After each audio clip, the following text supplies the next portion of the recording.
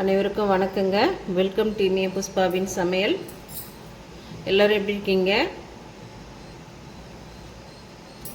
இட்லி தோசைக்கெல்லாம் இந்த சட்னி ரொம்ப டேஸ்ட்டாக இருக்குங்க. தயிர் சட்னி. என் பேத்தி அடிக்கடி இந்த தயிர் சட்னி கேட்பா. அவளுக்காக இந்த தயிர் சட்னி செய்ய போகிறேன். சாப்பிட்டு பாருங்கள். பிடிச்சிருந்தா நம்ம சேனலுக்கு சப்போர்ட் பண்ணுங்கள். நான் ஒரு அரை கப்பு தயிர் எடுத்திருக்கேன். அரை முடி தேங்காய் எடுத்திருக்கேன். ஒரு ரெண்டு பச்சை மிளகாய் எடுத்திருக்கேங்க. மிக்ஸி ஜாரில் தேங்காய் போட்டுக்கலாம்.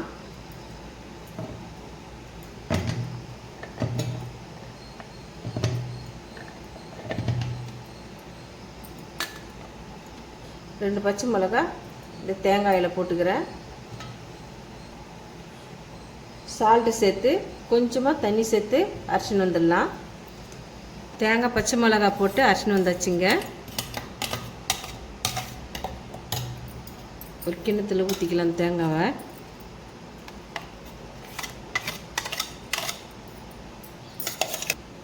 இந்த தேங்காயை கூட தயிர் சேர்த்துக்கலாம்.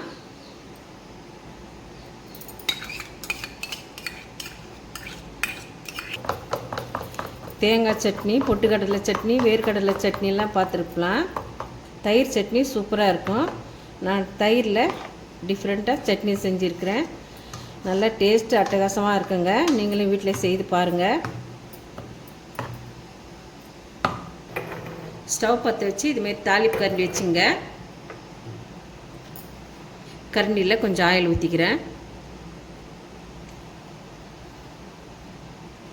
கடுகடுப்பு 1.5 ஸ்பூன் போட்டுக்கலாம்.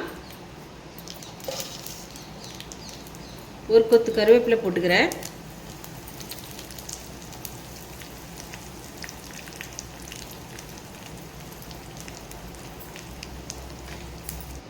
நம்ம எண்ணெய் ஊற்றி கடுகடுப்பு கருவேப்பிலை போட்டு தாளிச்சதை தயிர் சட்னியில் ஊற்றிக்கலாம்.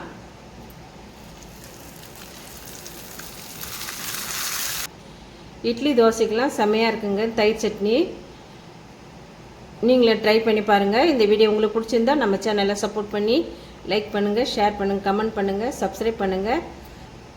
மறக்காமல் பக்கத்தில் இருக்க பெல் பட்டனை கிளிக் பண்ணிவிடுங்க. தேங்க்யூ.